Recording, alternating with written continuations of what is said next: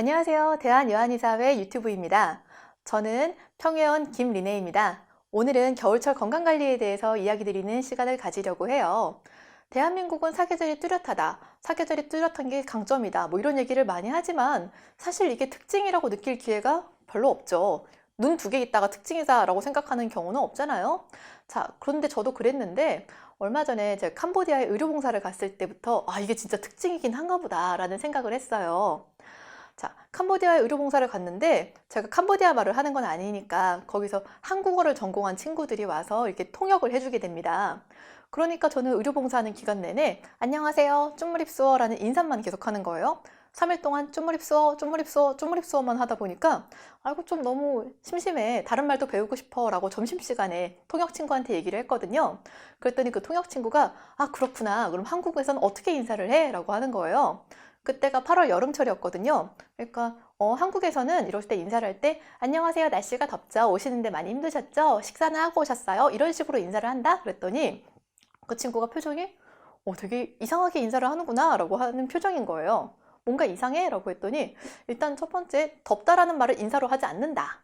그리고 두 번째, 오늘 날씨 많이 덥니? 라고 물어보는 거예요. 그러다가 그래, 한국 사람한테는 이 날씨가 더운가 보구나. 한국은 이만치 더울 때가 없나 보다 라고 하는 거예요.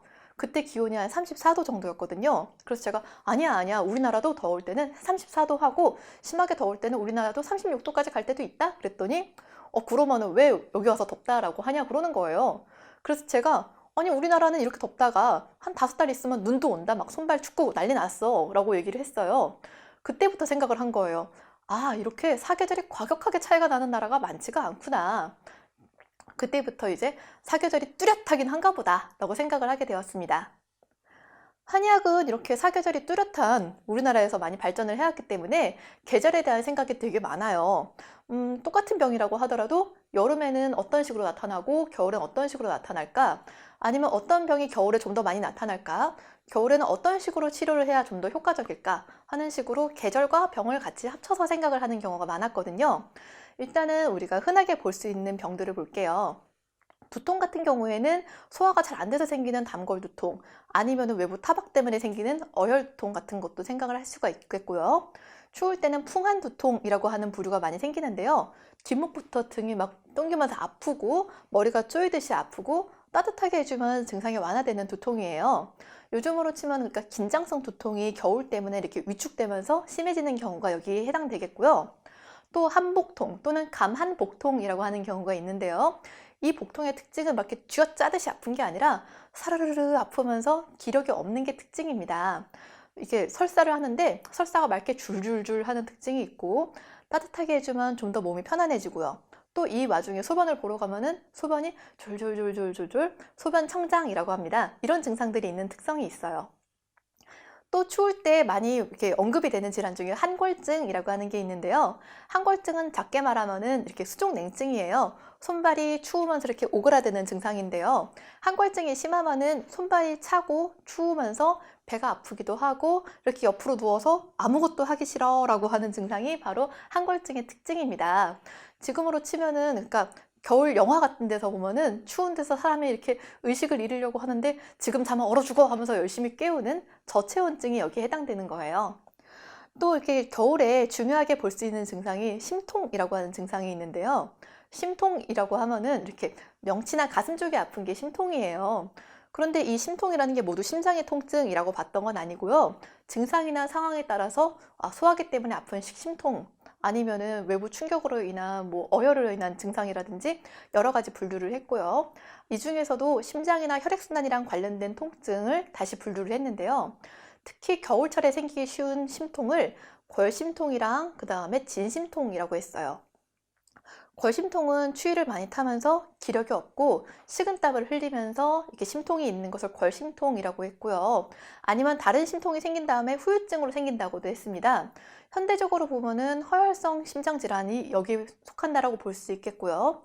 특히 진심통이라고 하는 증상을 많이 강조를 했는데요. 진심통, 진짜 심통이라고 했는데요. 이거는 굉장히 급성 증상으로서 한기가 심장을 공격을 해서 생긴다. 특히 아침에 생기면 저녁에 죽을 수 있는 심각한 질환이다 라고 하였습니다. 이렇게 내부적인 증상들도 많이 따졌고요. 또 피부 쪽으로 오는 증상들도 열심히 챙기던 증상들인데요. 예를 들어서 피부 균열, 찬바람 때문에 얼굴이라든지 손발이 얼어서 이렇게 갈라지고 아픈 증상이 있었고요. 또는 동상이나 동창같이 추위 때문에 이렇게 손발의 조직이 직접 얼고 염증이 생겨서 생기는 질환들도 이제 옛날부터 많이 알아볼 수밖에 없는 증상이었어요. 옛날에는 이렇게 추울 때 빨래를 한다든지 아니면 물을 길어온다든지 물이 닿는 일도 많고, 또 이게 한번 생기면은 자꾸자꾸 재발이 되는 증상이니까 한의학에서 자주 보는 질환 중에 속했습니다. 자, 이렇게 다양한 추위 때문에 생기는 증상들이 있는데요. 이런 증상들이 왜 생긴다고 봤냐면요. 양기, 우리 몸을 따뜻하게 해주고 이렇게 에너지가 흐를 수 있도록 도와주는 기운이 부족해서 생긴다라고 봤거든요. 이렇게 추우면 우리가 체온을 잃어버려요. 체온을 잃어버리지 않게 하려면 어떻게 해야 되느냐? 일단 체온을 열심히 만들어주고, 만든 체온이 뺏기지 않게 하려면은 손발이라든지 몸 겉으로 가지 않도록 해서 이렇게 밖으로 새지 않도록 해야지 우리가 체온을 잃지 않았거든요.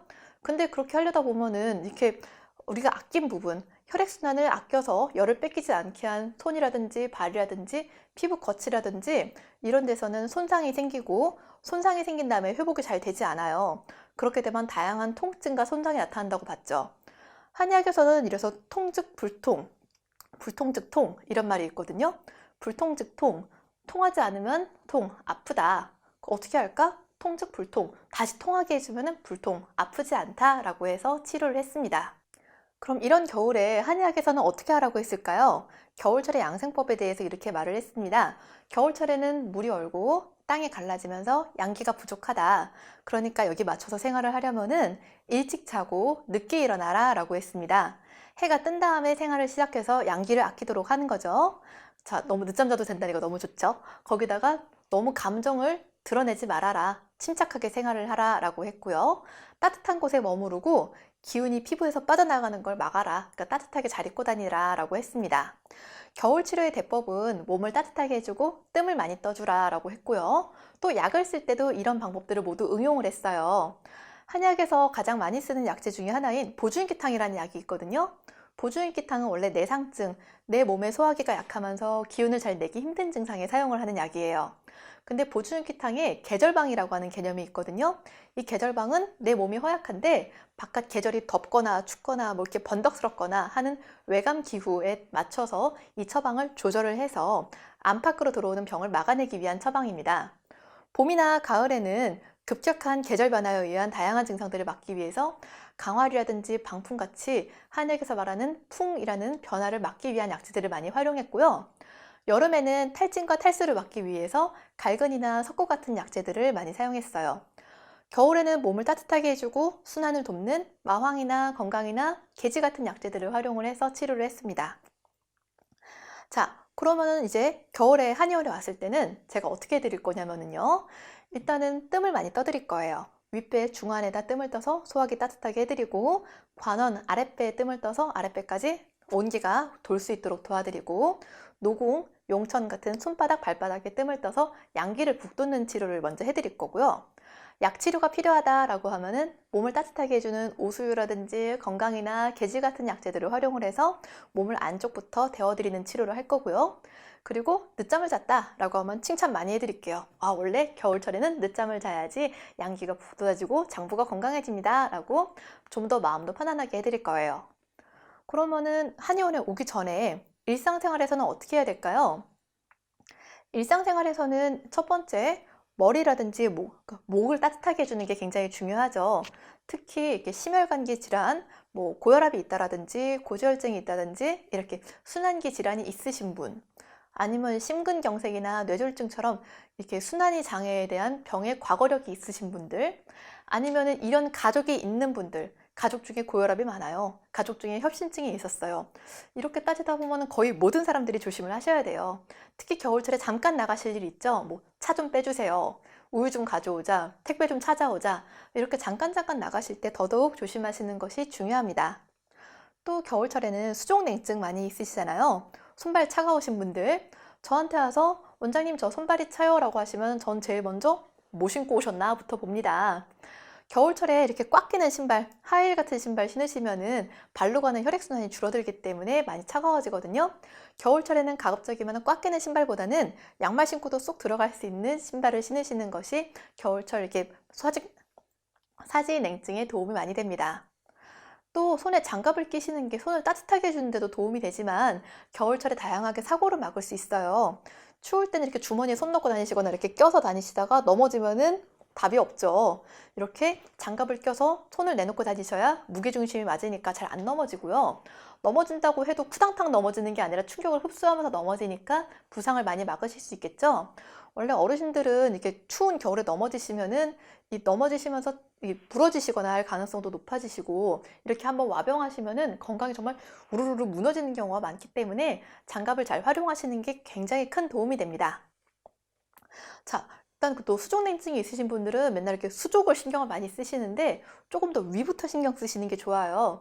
꽉 끼는 바지를 입는다든지 꽉 끼는 속옷을 입으시면은 위부터 피가 안 가는데 여기 열심히 따뜻하게 해준다고 해도 그대로 차갑겠죠?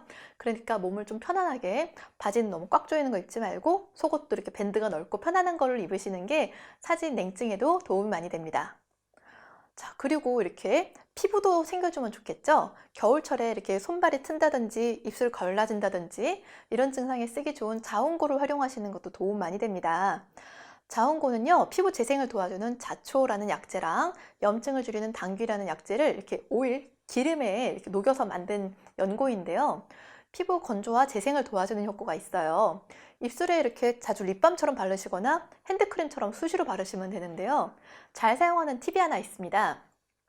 입술 자주 트시는 분들은 이렇게 자운고 립밤 발라주신 다음에 랩을 씌워서 15분 정도씩 팩을 해주셔도 좋고요. 아니면 손발에 이렇게 갈라지고 이렇게 트고 이러시는 분들은 손에 자운고를 발라주신 다음에 비닐 장갑 끼고 한 30분 정도 좋아하는 프로 이렇게 몇 개 보시고 나면은 손발이 촉촉해지는 걸 보실 수 있으세요. 손발 트고 발이 특히 그러신 분들은 이제 또 발에다가 똑같이 자운고 바르신 다음에 비닐 씌우고 그 위에 수면 양말 이렇게 쓰신 다음에 한동안 이렇게 쉬고 계시면은 이게 팩이 되는 거예요. 뭐 멋있게는 밀봉요법이라고 하는 방법입니다. 쉽게 구해서 먹을 수 있으면서도 몸을 따뜻하게 해주는 효과가 큰 약재 두 가지를 소개시켜 드릴게요. 하나는 육개, 하나는 생강입니다. 육개 또는 계피는 녹나무과 계피의 껍질인데요.